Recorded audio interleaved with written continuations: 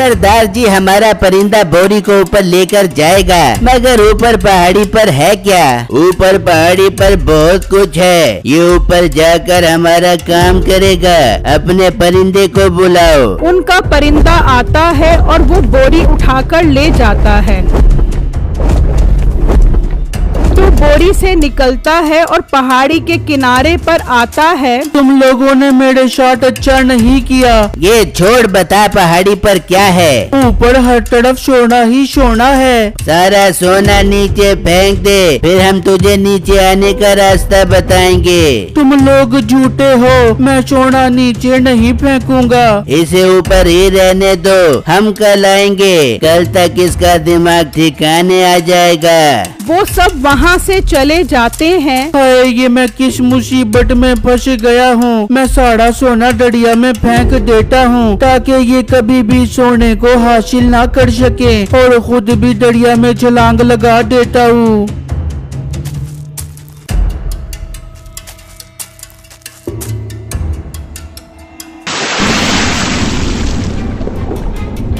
ये तो वही लड़का है जो हमें चने खिलाता था। इसने हम पर बहुत बड़ा एहसान किया है। ये कुछ देर और पानी में रहा तो मर जाएगा। चलो इसे पानी से बाहर निकालते हैं।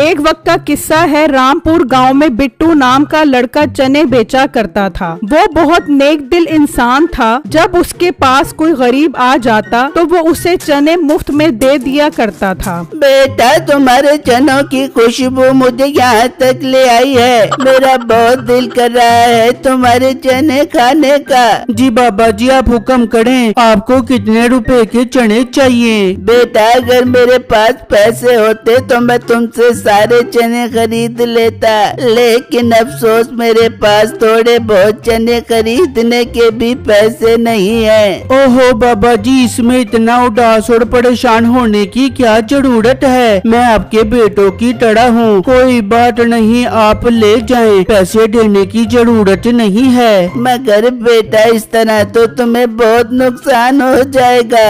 बाबा जी, अल्लाह बहुत बड़ा है, वो मेरा नुकसान पूरा कर देगा। आप फिक्र मत करें, आप चने ले जाएं और अपना पेट भरें। वो बूढ़ा आदमी उसे दुआएं देता है और उससे चने लेकर चला जाता है। उसी गांव के करीब एक जंगल था जिसमें जंगली लोग रहते थे। हाँ, उस पहाड़ी का रास्ता पता लगा कि कैसे ऊपर जाना है? अरे नहीं सरदार साहब, हमने हर तरफ से देख लिया है, वहाँ ऊपर जाने का कोई रास्ता नहीं है। मगर सरदार साहब, ऊपर ऐसा क्या है जो आप ऊपर का रास्ता ढूंढने के लिए इतना बेचैन हो? ऊपर पहाड़ी पर इतना खजाना है जो किसी बड़े से बड़े बादशाह के पास भी नहीं था। अरे वाह सरदार साहब, फिर तो हमें वो खजाना किसी भी सूरत में हासिल करना चाहिए। यही तो मसला है कि ऊपर जाने का रास्ता नहीं है। फिर ऊपर जाएं तो जाएं कैसे? सरदार साहब, मेरे पास एक बहुत अच्छा आइडिया है। हम अपने परिंदे को आजाद करते हैं। वो पहाड़ी पर सैर करने का बहुत शौकीन है। हम उसके जरिए ऊपर जाएंगे। तू पागल तो नहीं हो गया? रास्ते में उसने गिरा दिया तो जान से हाथ धो बैठोगे। परिंदे वाला आइडिया तेरा बहुत अच्छा है, लेकिन हम उसके जरिए किसी और को ऊपर भेजेंगे। मीठे और कम्मू, तुम दोनों कल भेष बदल कर जंगल से बाहर किसी गांव में जाओ और वहां किसी इंसान को अपनी चिकड़ी चुपड़ी बातों लालच में फंसा कर उससे ये काम करवाओ। वही ऊपर से सोना नीचे फेंकेगा। समझ गया सरदार साहब, आप बेफिक्र हो जाएं। मैं और कम्मू कल ही जंगल से बाहर किसी गांव में जाते हैं। वहाँ बिट्टू भी अपने काफी सारे चने बेच चुका होता है। शुक्र है मेरे काफी सारे चने बिक गए हैं। अब मैं ये बाकी के सारे चने दरिया में मछलियों को डाल देता हूँ। वो खाएंगी तो मुझे दुआएं देंगी। बिट्टू वो बाकी के चने लेकर दरिया पर पहुँच जाता है और उन्हें मछलियों को डाल देता है। मछलियों को चने खिलाकर उसे बहुत खुशी मिलती है और वो वहाँ से चला जाता है और अपने घर पहुँच जाता है। अरे बिट्टू जी, मैं आप ही का इंतजार कर रही थी। बताएं आज कितनी कमाई करके आए हैं? बेगम अच्छी कमाई हो गई है, पूरे 500 रुपए कमा कर आया हूँ। क्या सिर्फ 500 रुपए? लेकिन आप चने तो 1000 रुपए कीमत के लेकर गए थे। हाँ बेगम, लेकर तो 1000 रुपए की कीमत के गया था, मगर एक बूढ़ा आदमी आया था, उसके पास पैसे नहीं थे। मैंने उसको चने दे दिए और बाकी के चने मैंने मछलियों को डाल दिए थे। बिट्टू, आप ये बहुत गलत काम कर रहे हो। आपको कौन अक्लमंद कहेगा कि अपना नुकसान करके आप लोगों और मछलियों को फ्री में चने देते हो। बिट्टू, मेरे भी कुछ ख्वाब है। मैं भी चाहती हूँ कि मेरे पास हर आसाइश की चीजें हो, मैं भी अच्छा पहनूं, अच्छा खाऊं, मगर आपको तो लोगों का भला करने से ही फुर्सत नहीं मिलती। बेगम, ये तुम्हें आज क्या हो गया है? तुम ऐसी बातें क्यों कर रही हो? अब ऐसी हो गई हूँ, मुझे कुछ नहीं पता। आप आज के बाद किसी को मुफ्त में चने नहीं दोगे और सारे पैसे मेरे हाथ में लाकर रखोगे, वरना मैं घर छोड़कर चली जाऊंगी। अरे बेगम, ऐसा मत कहो। अच्छा चलो, मैं अब से अच्छी कमाई करूँगा और सारे पैसे लाकर तुम्हारे हाथ में रखूँगा। फिर जब अगला दिन होता है तो बिट्टू अपना चनों का ठेला लगा लेता है और वहाँ जंगल में मीठा और कमो भी अपना हुलिया बदल लेते हैं। जी सरदार साहब, अब कोई हम पर शक तो नहीं करेगा कि हम जंगली हैं। अरे नहीं नहीं, तुम्हारा हुलिया तो बिल्कुल शहरी बाबू वाला हो गया है। अब टाइम जाया मत करो और कोई शिकार ढूंढ कर लाओ जिसे हम पहाड़ी पर भेज कर वहाँ से सोना लेकर आ सकें। ठीक है सरदार साहब, हम जा रहे हैं। ये कहकर मीठा और कम्मो वहाँ से निकल पड़ते हैं और गांव की हदूद में दाखिल हो जाते हैं और उसी बाजार में पहुँच जाते हैं जहाँ बिट्टू खड़ा होता है। ओ कम्मो, वो मोटा देख रहा है, मुझे तो ये अच्छा शिकार लग रहा है। देख शक्ल से कितना बोंगा लग रहा है। और गरीब भी, इसे फंसाने में ज्यादा मुश्किल नहीं होगी। चल फिर तू यहाँ पर खड़ा हो, मैं इसे फंसाने जाता हूँ। फिर मीठा बिट्टू के पास आता है। अरे वाह लड़के, चने तो तुम्हारे बहुत जबरदस्त लग रहे हैं। क्या रुपए हिसाब दे रहे हो चने? भाई, चने की प्लेट सिर्फ और सिर्फ 100 रुपए की है। क्या सिर्फ 100 रुपए की? इतने कम पैसों में तुम क्या कमाते होगे और क्या घर लेकर जाते होगे? बस भाई, जो कमाता हूँ मेरा गुजारा अच्छा हो जाता है। देखो लड़के, मैं तुम्हारे लिए एक बहुत अच्छी ऑफर लेकर आया हूँ। तुम्हें मैं 100 सोने के सिक्के दूंगा,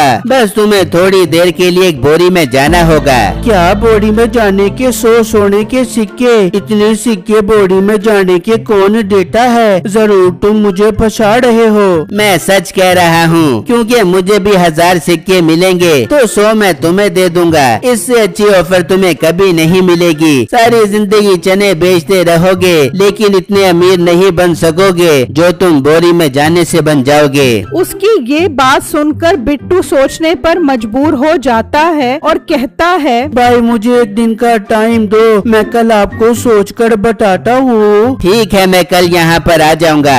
ये कहकर मीठा वहाँ से चला जाता है। शाम होती है तो बिट्टू घर पहुँचता है और अपनी बीवी को उसके बारे में बताता है। वो ये बात सुनकर खुश हो जाती है। अरे वाह बिट्टू जी, ये तो बहुत अच्छी बात है। वो आदमी कोई भला मालूम होता है जो आपको बोरी में जाने के 100 सोने के सिक्के दे रहा है। बिट्टू, आपको इस मौके को जाया नहीं करना चाहिए। हमें अमीर होने का इससे अच्छा मौका नहीं मिलेगा। पर बेगम, मुझे समझ नहीं आ रही, उस बोरी में ऐसा क्या है जो वो मुझे उसमें जाने के 100 सिक्के दे रहा है? बिट्टू, आप फजूल बातें सोचने में टाइम जाया मत करो, बस कल ही उस बोरी में जाने की तैयारी करो। बिट्टू के पास अब कोई चारा नहीं था। वो खुद अपने आप को तैयार कर लेता है। फिर अगले दिन वो अपने चनों का ठेला लगाकर खड़ा होता है कि मीठा कम्मों के साथ आ जाता है। हाँ लड़के, क्या सोचा तुमने? भाई ठीक है, मैं राजी हूँ बोरी में जाने के लिए।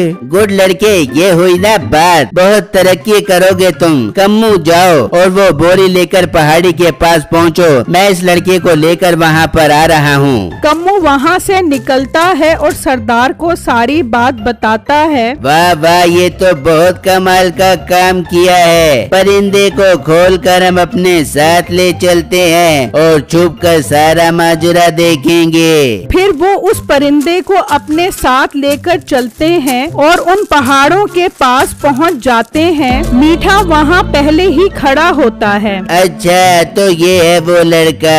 आज सारे राजों से पर्दा उठ जाएगा कि उस पहाड़ी पर आखिर कौन सा खजाना है। चल कम्मू बोरी लेकर उसके पास पहुँच, मैं परिंदे को भेज रहा हूँ। कम्मू बोरी लेकर वहाँ पहुँच जाता है। चलो लड़के, मेरा साथी बोरी ले आया है। कम्मू बोरी को जमीन पर रख, लड़के इस बोरी के अंदर चले जाओ। ठीक है भाई, पर कोई मसला तो नहीं होगा ना? अरे नहीं नहीं, कोई मसला नहीं होगा, बस तुम इस बोरी के अंदर चले जाओ। बिट्टू उस बोरी के अंदर चला जाता है। तभी उनका परिंदा उड़ता हुआ आता है और वो बोरी उठाकर ले जाता है। परिंदा उस बोरी को उस पहाड़ी पर फेंक देता है और वहाँ पर हर तरफ सोना ही सोना होता है। बिट्टू बोरी से निकलता है और हर तरफ सोना देखकर हैरान परेशान रह जाता है। ये मैं इस पहाड़ी के ऊपर कैसे आ गया? लगता है इन्होंने मुझे बोरी में बंद करके इस परिंदे के जरिए ऊपर भेजा है ताकि मैं इन्हें ये सारा सोना दे सकूं। ओ लड़के, क्या है उस पहाड़ी के ऊपर? भाई ऊपर हर तरफ सोना ही सोना है। अरे वाह सरदार साहब, आपने बिल्कुल ठीक कहा था। लड़के चल सारा सोना नीचे फेंक, फिर मैं तुझे नीचे आने का तरीका बताता हूँ। जी नहीं, मुझे पता है इस पहाड़ी से नीचे आने का कोई रास्ता नहीं है। मैं पागल था जो तुम्हारी बातों में आ गया। मैं सोना नीचे नहीं फेंकूंगा। नहीं फेंकेगा तो नीचे भी नहीं आ सकेगा। चलो अब यहाँ से चलते हैं, कल तक इसका दिमाग ठिकाने आ जाएगा। वो सब चले जाते हैं। बिट्टू उदास परेशान खड़ा ये सब कुछ देखता रह जाता है। उसे समझ आ जाती है कि उसने बोरी में आकर बहुत बड़ी गलती कर ली है। वो वहीं पर बैठकर अपनी मौत का इंतजार करने लग जाता है। तभी उसके दिमाग में एक ख्याल आता है, यार यहाँ पर मरने से बेहतर है मैं इस दरिया में छलांग लगाकर मर जाऊं और ये सारा खजाना भी इस दरिया में फेंक देता हूँ ताकि ये कभी भी इनके हाथ न लग सके।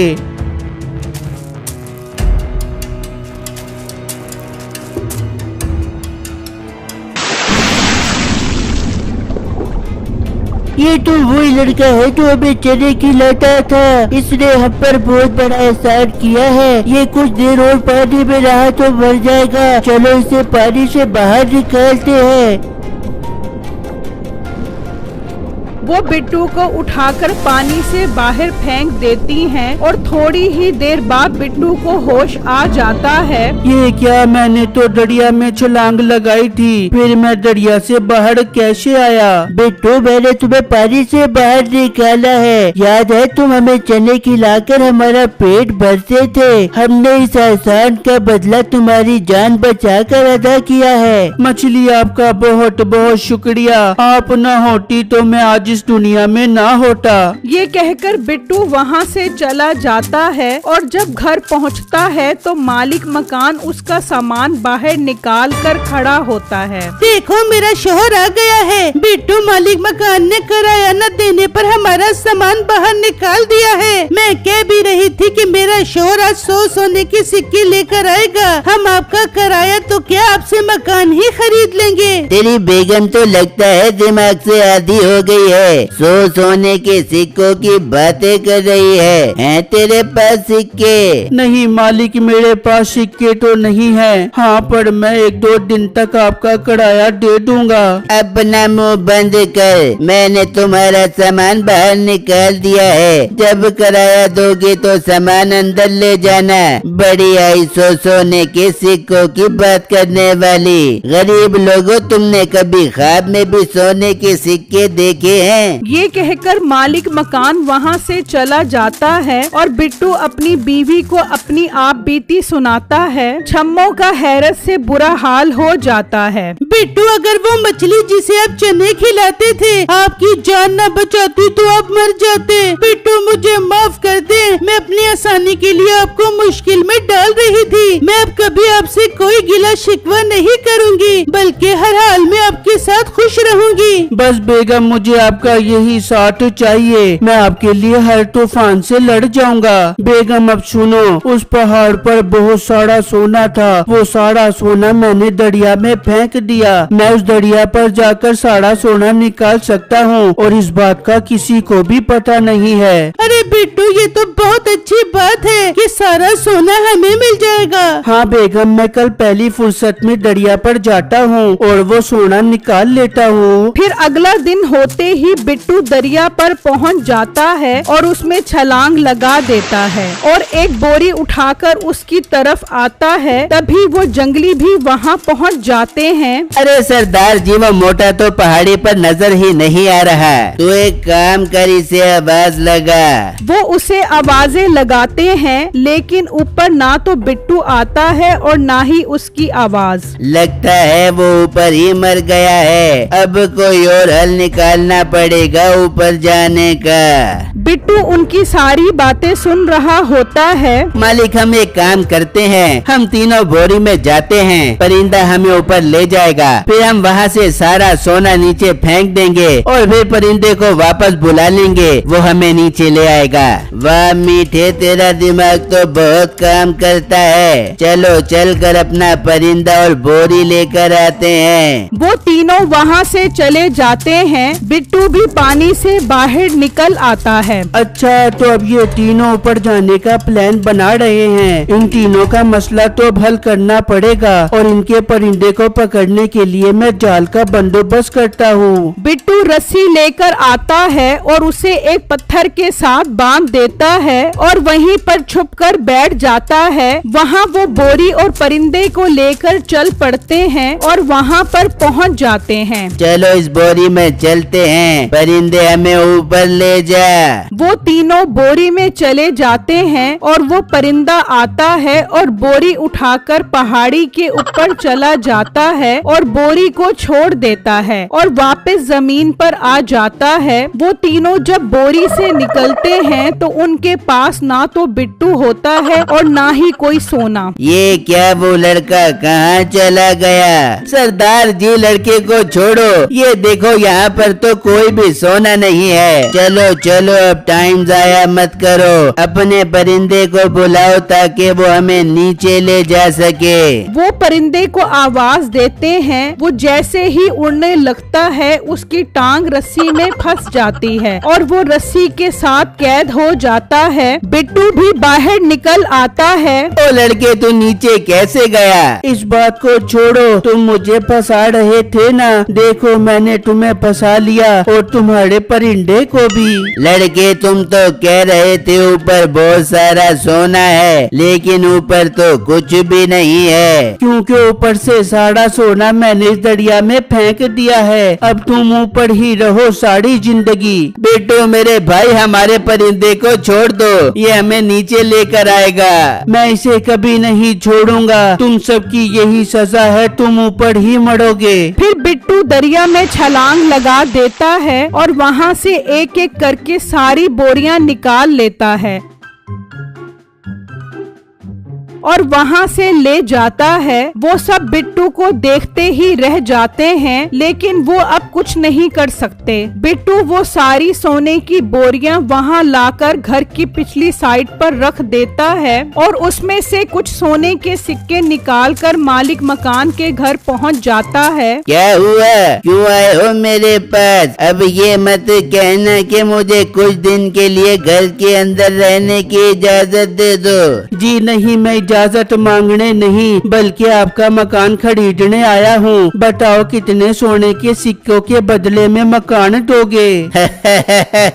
तू गरीब फकीर इंसान, तेरे पास सोने के सिक्के कहाँ से आ गए? मालिक, लगता है इसका दिमाग खराब हो गया है, जो ये बह की बातें कर रहा है। मेरा दिमाग खराब नहीं हुआ, तुम अपने मकान की कीमत बताओ। तू 50 सोने के सिक्के दे और मकान ले मिले हैं तेरे पास? मैं 50 नहीं बल्कि 100 सोने के सिक्के दे रहा हूँ, ये पकड़ो और आज से तुम्हारा मकान मेरा हुआ। मालिक मकान सोने के सिक्के देखकर हक्का बक्का रह जाता है। बिट्टू सिक्के देकर वहाँ से चला जाता है और सारी बोरियां घर के अंदर रख लेता है। अब उसके चारों तरफ सोना ही सोना होता है और ये बिट्टू की नेक दिली थी जिसके बदले उसको इतना कुछ मिला। वो गांव के गरीब लोगों में भी सोना बांटता है और वो जंगली उस पहाड़ी के ऊपर ही मर जाते हैं।